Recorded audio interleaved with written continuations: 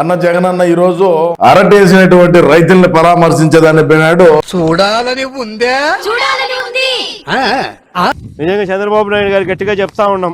ఏమిటో అయ్యా చంద్రబాబు నాయుడు గారు, చెప్పరా కాకినాడలో పుట్టిన కాకి నా కొడక.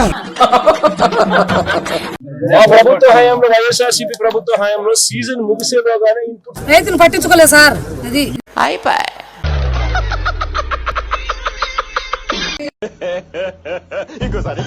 రైతును పట్టించుకోలేదు సార్. నీకు దండం అమ్మా, నువ్వెక్కడ దొరికావే నాకు. అది ఇన్పుట్ సబ్సిడీ మొన్న మొన్న మొన్న మొన్న మొన్న మొన్న మొన్న మొన్న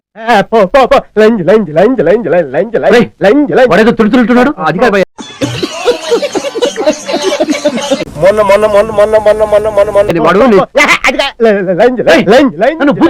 ఈ మధ్య కాలంలోనే ఇదే పులివెందులోనే చాలా క్లియర్ గా చెప్పావు. ఒక్క ముక్క అర్థమైతే ఎడంకాలు చెప్పించుకోటాయి.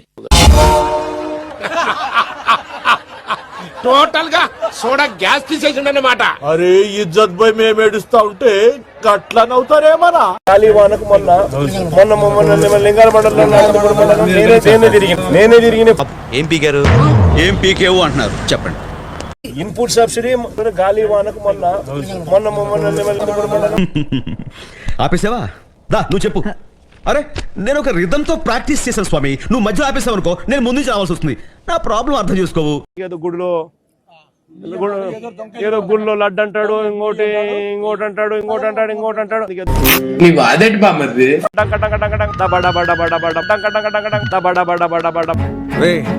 అని ఎవరికైనా చూపించండి రా, వదిలేయకండి రా బాబు అని అలాగా కూర్చోబెట్టి చెప్పండి రా, వదిలేస్తారేట.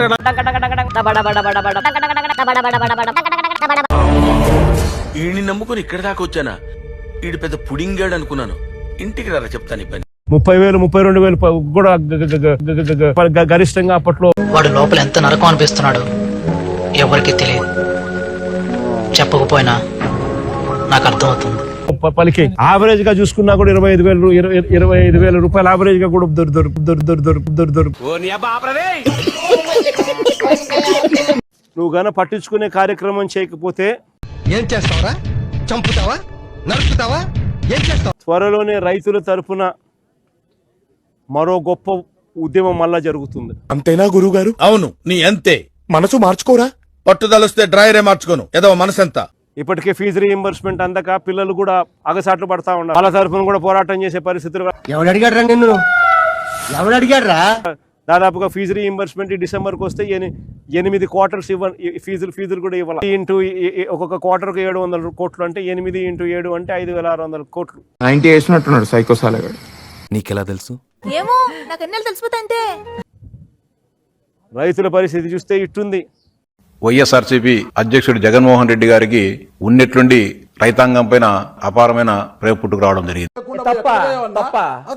2019-24 మధ్య కాలంలో ముఖ్యమంత్రిగా ఉన్న సమయంలో ఏనాడు కూడా పంట పొలాల దగ్గరికి గాని రైతుల ముఖం చూడని జగన్మోహన్ రెడ్డి అవసరమా అధ్యక్ష? ప్రతిపక్ష పాత్ర వచ్చే కొద్దీ, తన ముఖ్యమంత్రి పదవి పోయే కొద్దీ రైతుల సమస్యలు, ధరల స్థిరీకరణ నిధి అని నానా పెద్ద పెద్ద మాటలు మాట్లాడడం జరుగుతుంది. విమర్శించడమే మన పనే అండి. తప్పదు. ఓట్లేసి ప్రజలు మన ఎలాగూ గెలవనివ్వరు. కనీసం స్టేట్మెంట్లన్నా ఇవ్వకపోతే లెవెల్ పడిపోద్దు, గుర్తింపు ఉండదు. ఈ సందర్భంగా జగన్మోహన్ రెడ్డి గారికి నేను సూటిగా ప్రశ్నిస్తా ఉన్నా. కొంచెం ఈజీగా ఉన్నది అడగాలి. అరటి మొక్క నాటితే అరటి చెట్టు అవుతుందా, లేకపోతే విత్తనముతో అరటి చెట్టు మొలుస్తుందా అనే పరిజ్ఞానం కూడా లేని జగన్మోహన్ రెడ్డి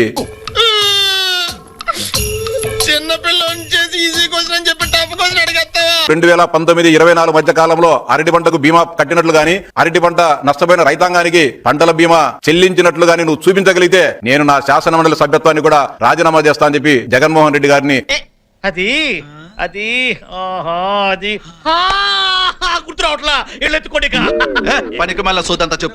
జగన్మోహన్ రెడ్డి గారిని సవాల్ చేస్తానా? ఈ సవాలుకు నీవు సిద్ధమా? 2019-24 మధ్య కాలంలో నువ్వు అరటి పంటకు పంటల బీమా చెల్లించినట్టు, రబీ పంటలకు పంటల బీమా చెల్లించినట్టు నువ్వు చూపించలేకపోతే నువ్వు నీ శాసనసభ్యత్వానికి రాజీనామా చేస్తావా జగన్మోహన్ రెడ్డి అని చెప్పి ఇంకెంత క్లియర్ గా చెప్పిన తర్వాత ఎంగిలి కాంచాల దగ్గర కుక్కలా ఇక్కడ ఎందుకు? మనం గవర్నమెంట్ కి సంబంధించిన ఆస్తులు మెడికల్ కాలేజీలు అమ్మాలని చూస్తాడు, శనికాయలకి బెల్లాలకు. చూద్దాంలే. చూడటం కాదండి, మీరు చెయ్యాలంతే. సరే మీరు ట్రై చేస్తారన్నారంటే అది ఓకే అయిపోయినట్టు.